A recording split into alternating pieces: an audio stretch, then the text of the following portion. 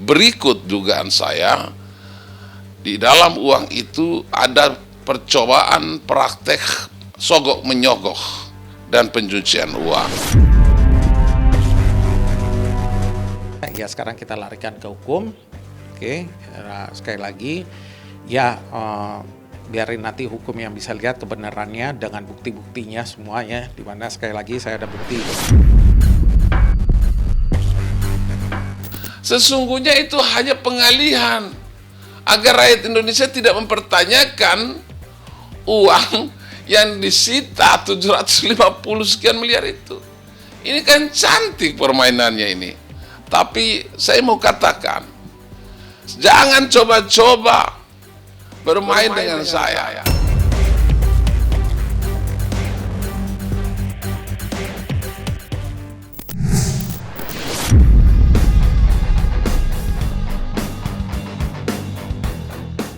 Belum lama ini, sejumlah member UMKM Mimiles telah mengambil langkah baru untuk menyelesaikan sengketa uang mereka dengan Direktur Mimiles, yakni Kamal Taracan Marcandi atau yang akrab disapa Sanjay.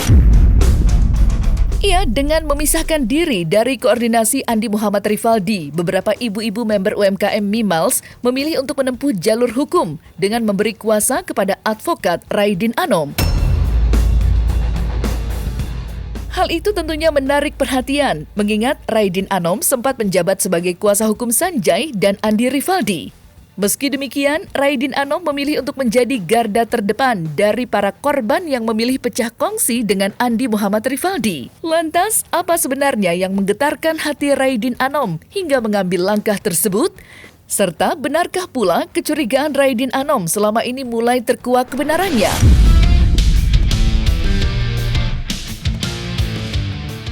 Ya, untuk kasus UMKM ini, saya sudah beberapa bulan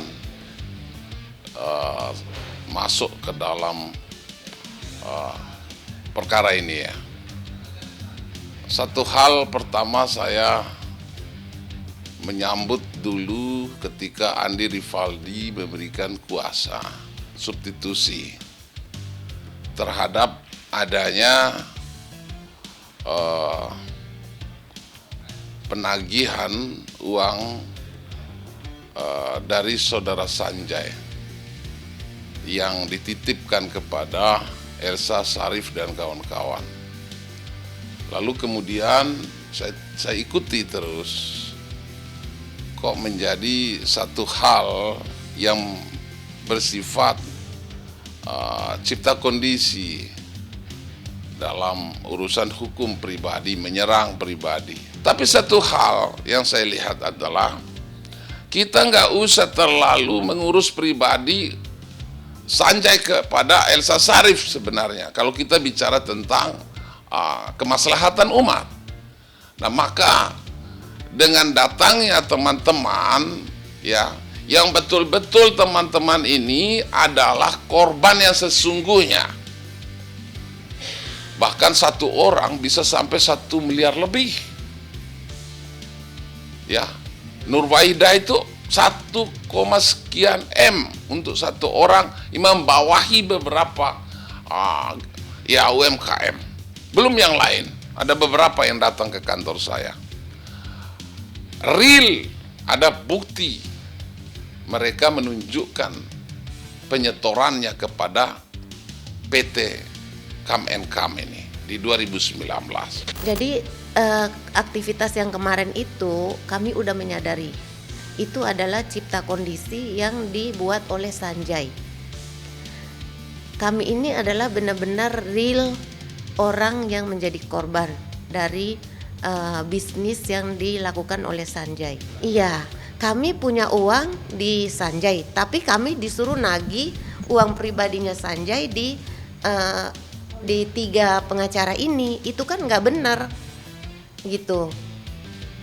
Jadi merasa ditipu, merasa diperalat, merasa kami ini dikorbankan. Selain mendapati kejanggalan-kejanggalan dari aksi penagihan uang kepada Elsa Sharif, Vidi Galenso, dan Farhad Abbas, Raidin Anom nampak turut mencurigai pula bisnis investasi berbasis aplikasi milik Sanjay yang divonis bebas di Pengadilan Negeri Surabaya pada tahun 2019 silam. Apalagi menurut pernyataan Raidin Anom, proses pengadilan kala itu diduga menyimpan kejanggalan. Namun hingga sampai saat ini belum ada bukti konkret yang memperkuat kecurigaan dari Raidin Anom. Lantas, seperti apakah upaya Raidin Anom untuk mengungkap motif Sanjay yang sebenarnya?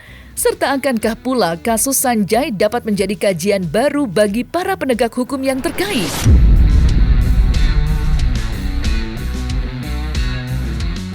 Nah, untuk itu kemarin saya mengambil sikap yang jelas dan tegas demi kepentingan martabat, wibawa, dan kehormatan negara.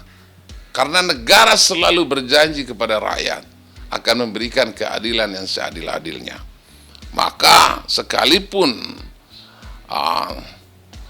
Mr. Sanjay adalah klien saya, ada surat kuasanya dan sampai saat ini belum ditarik secara tertulis. Dan Andi Rivaldi juga secara substitusi adalah klien saya dan sampai saat ini juga belum dicabut secara tertulis. Maka demi kepentingan keadilan, bahwa kepentingan negara, kepentingan kemaslahatan di atas kepentingan pribadi dan golongan, maka saya kemarin menggunakan instrumen hak warga negara, apalagi kita selaku pelaku praktisi hukum boleh-boleh saja menggunakan tadi sesuai dengan amanat Undang-Undang KPK tentang barang siapapun, setiap warga negara mempunyai kewajiban ketika mengetahui adanya satu tindak perbuatan pidana korupsi dan pencucian uang dan seterusnya untuk bisa melaporkan pada penegak hukum khusus, wabil khusus untuk KPK. Kecurigaan saya begini, kan uang rakyat tadi yang dikumpulkan melalui come and come bisnis tadi itu kan kurang lebih 750 miliar. Lalu dikembalikan karena tidak bersalah dalam putusan itu, dikembalikan pada PT yang dimaksud, di mana PT itu milik Sanjay.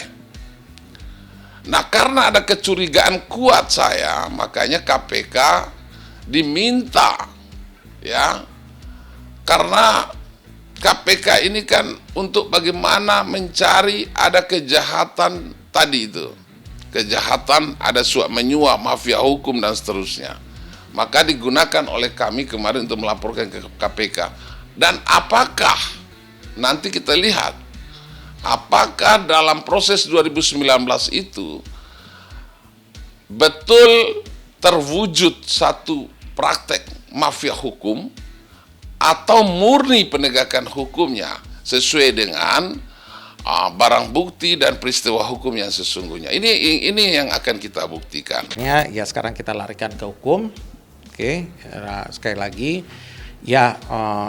biarin nanti hukum yang bisa lihat kebenarannya dengan bukti-buktinya semuanya, di mana sekali lagi saya ada bukti.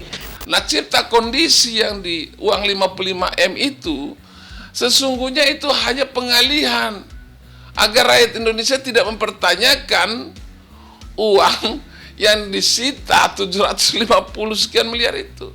Ini kan cantik permainannya ini. Tapi saya mau katakan, jangan coba-coba bermain dengan saya.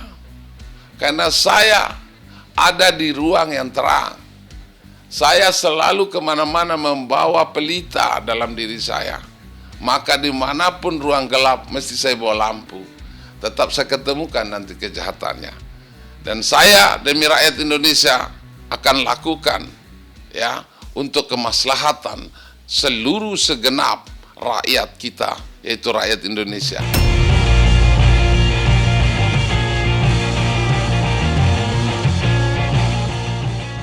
Terlepas dari itu semua, belum lama ini Sanjay justru hadir memperkenalkan bisnisnya yang terbaru. Di mana lewat bisnis itu pula Sanjay menjanjikan beberapa bantuan kepada member UMKM Mimiles yang sampai saat ini masih memperjuangkan keadilan. Namun kehadiran bisnis baru itu harus diiringi pula dengan dugaan-dugaan miring yang menuding Sanjay telah mendesak para member UMKM untuk kembali berinvestasi. Dengan janji bila melakukan investasi di bisnis baru tersebut, para member akan mendapatkan kembali uang mereka yang hilang dalam UMKM Mimiles. Lantas, seperti apakah Raidin Anom menanggapi bisnis baru Sanjay?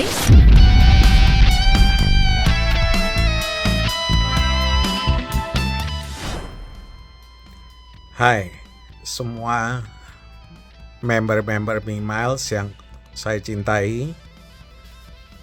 Ada kabar baik, mulai Februari 2025, saya akan ada jalan bisnis baru, di mana bisnis tersebut saya akan keluarkan sebagian bantuan untuk member-member Mimiles yang lama. Intinya, di sini kita akan bantu sesuai komitmen saya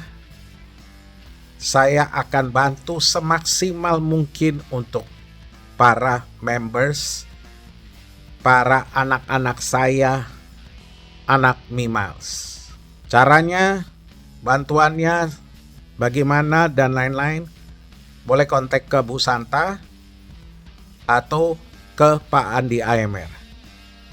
Terima kasih. Ada istilah kalimat seperti ini, saya coba cari kalimat yang gampang sebenarnya. Orang kalau sudah melakukan kebohongan kecil, maka selanjutnya dia akan menciptakan kebohongan yang lebih besar. Jadi di 2019 itu kan kebohongan kecil itu yang dibuat itu. Lalu karena merasa berhasil, udah tidak memenuhi tadi janji-janji kepada para masyarakat UMKM, lalu diciptakan lagi dengan badan hukum yang berbeda dan program yang berbeda, tapi tujuannya sama. Lalu kemudian 2025 ini pun diciptakan hal demikian. Ini nggak perlu diuji dalam hukum sebenarnya. Dalam kalimat filsafat, dalam kalimat istilah saja, saya bilang tadi, ini satu kebohongan yang diciptakan secara instrumen yang terus-menerus, kecuali masyarakat UMKM itu mendapatkan apa yang sudah dijanjikan dari tahap pertama sampai hari ini. Ini kan sama sekali tidak.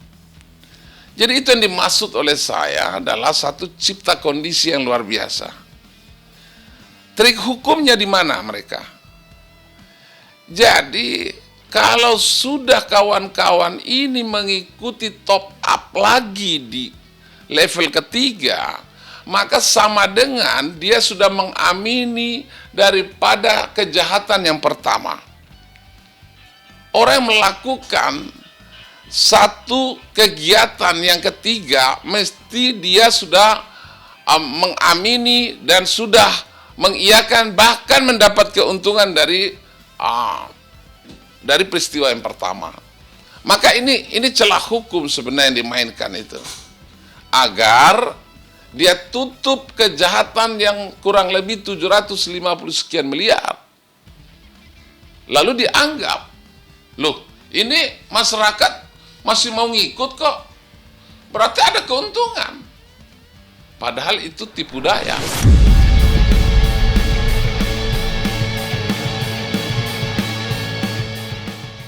Nah, selesai sudah Cumi Lovers, saksikan terus Cumi Camp In-Depth, kabar lengkap, mendalam dan akurat dari narasumber terpercaya. Dan jangan lupa untuk like, subscribe, dan juga share channel YouTube Cumi Cumi.